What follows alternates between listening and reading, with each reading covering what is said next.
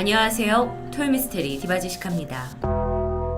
대구에서 북쪽으로 올라와 경상북도 칠곡군 가산면과 동명면 사이를 잇고 있는 약 1km 정도 되는 다부터널이 있습니다.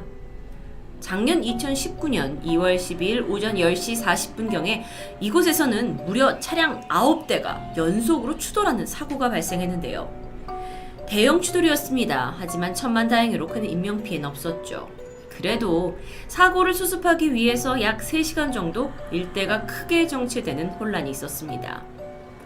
이 사고 소식을 뉴스로 들은 사람들은 너무 놀라면서 운전자들이 어떻게 사망자가 있진 않은지 부상 여부를 걱정했는데요. 이 중에 유독 별로 사고를 대수롭지 않게 여기는 사람들도 있었습니다.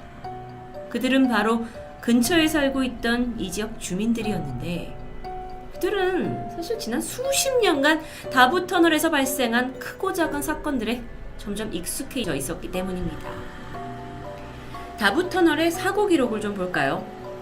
같은 해인 2019년 5월 자동차 5대가 충돌해서 총 12명의 부상자를 낸 사고가 있었고요.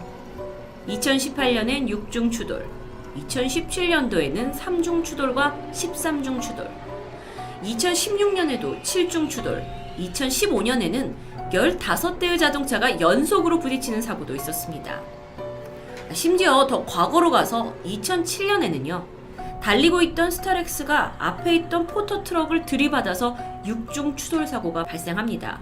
그리고 같은 해 1월에는 달리던 버스에 갑자기 불이 붙은 기록도 고스란히 뉴스를 통해서 남아있었죠.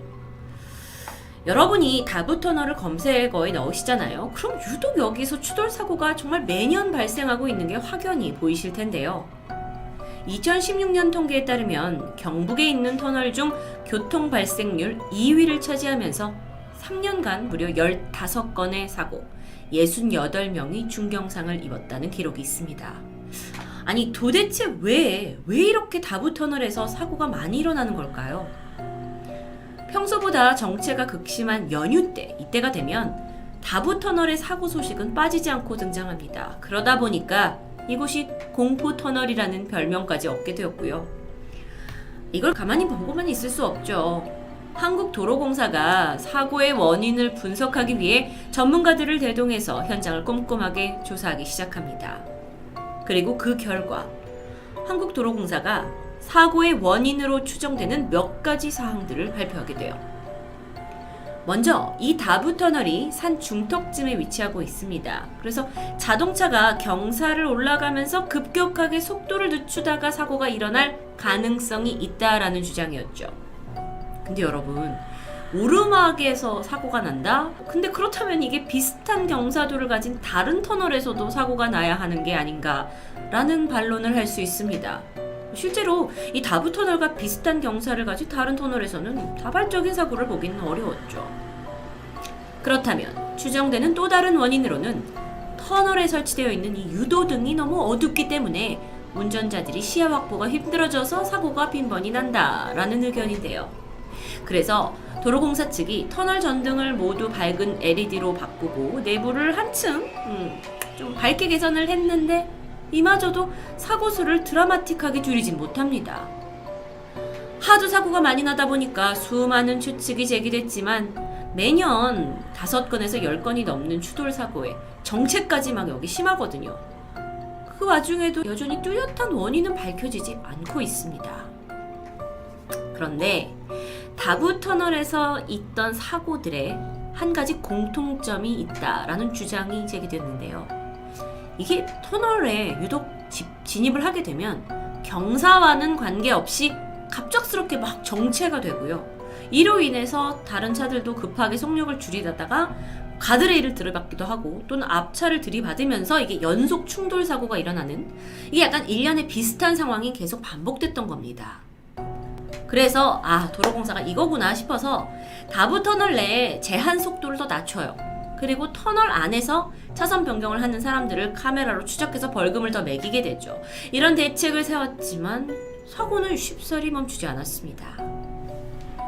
그러다 보니 일각에서는 혹시 이 터널에 어떤 원혼이 있어서 이렇게 사고가 나는 게 아니냐라면서 뭔가 초월적인 힘에 관련된 주장이 나왔는데요.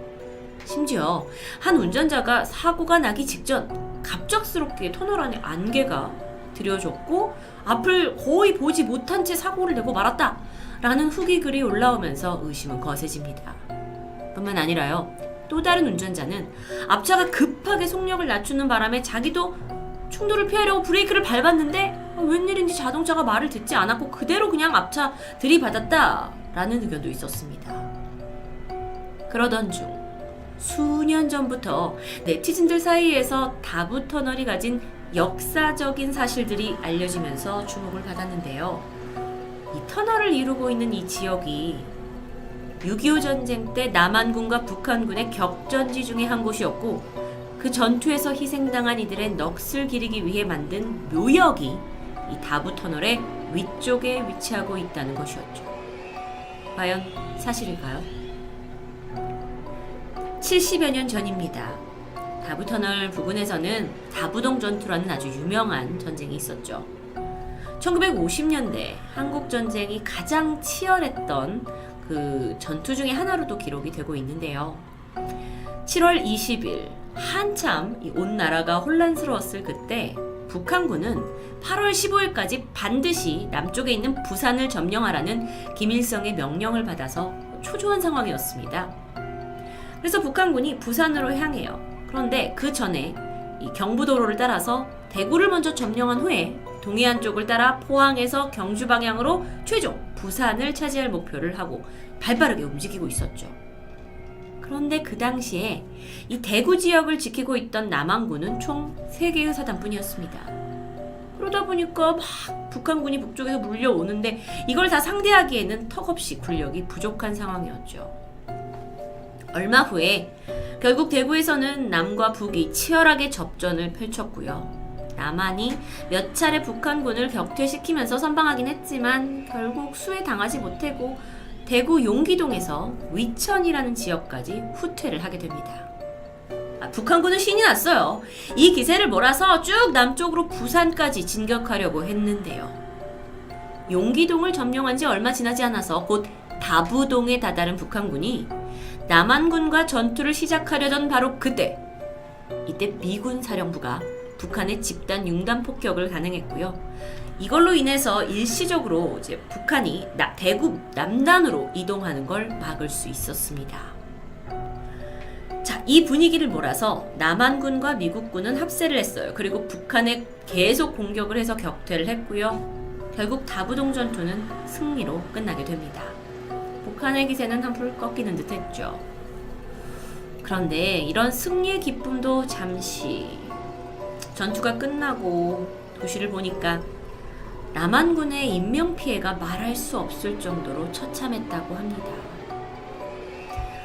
신원을 알 수 없을 정도로 정말 크게 훼손된 군인들의 시신이 널브러져 있었고, 또 주변에는 이 죽음을 슬퍼하는 많은 이들의 곡소리가 다부동을 가득 메우게 되는데, 마을 주민들이 시신들을 다 모아서 근처에 묘역을 만들었고 그걸로 이제 넋을 기리는 했다고 합니다.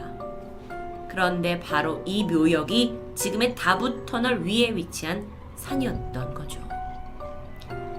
다부동 전투, 이건 미군이 이제 참전을 하기 전에 북한이 사실 빠르게 남한을 집어삼키려고 하던 그 시점을 철저하게 무너뜨렸고, 동시에 미국과 유엔군이 한국전쟁에 참여할 수 있는 어떤 시간을 벌어준 굉장히 중요한 전투 중 하나로 기록되고 있습니다. 하지만 당시에 잔혹하게 사망한 군사들, 민간인들까지 어쩌면 그들의 억울한 영혼이 아직 이승을 떠나지 못하고 구천을 떠돌고 있는 게 아닌가라는 주장이 있었습니다.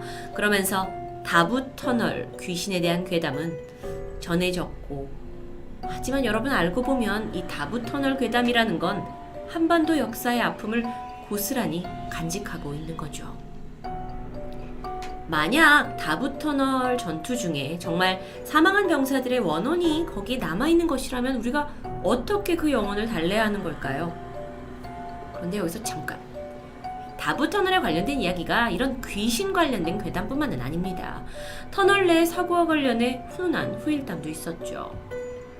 2016년 1월입니다. 터널 안에서 또 차량 8대가 연속으로 추돌하는 사고가 일어났고 부상자까지 발생합니다.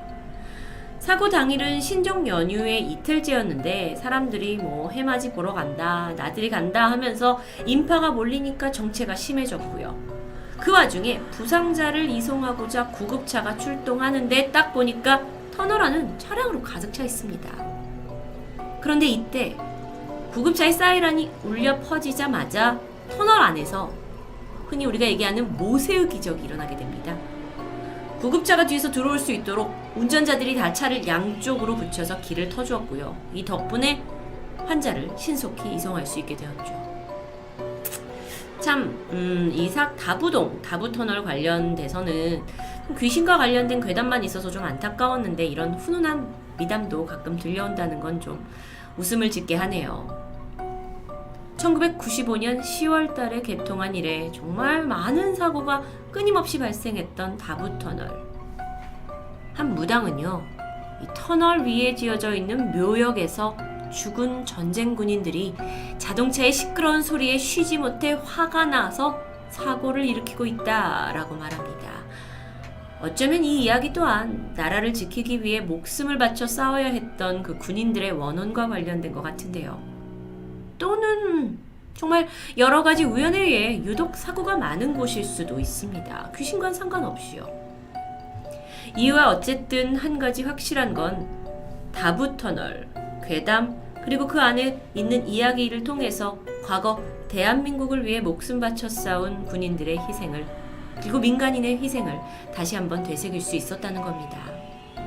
여러분, 이번 연휴 물론 코로나로 인해서 여러분이 고향이나 또 부모님을 방문하는 게 조금 제한되긴 하지만 혹시 여러분이 다부터널을 지나가신다면 오늘 스토리가 여러분께 한 번 더 마음에 와닿았으면 합니다. 운전도 조심하시고요. 토요미스테리 디바제시카입니다.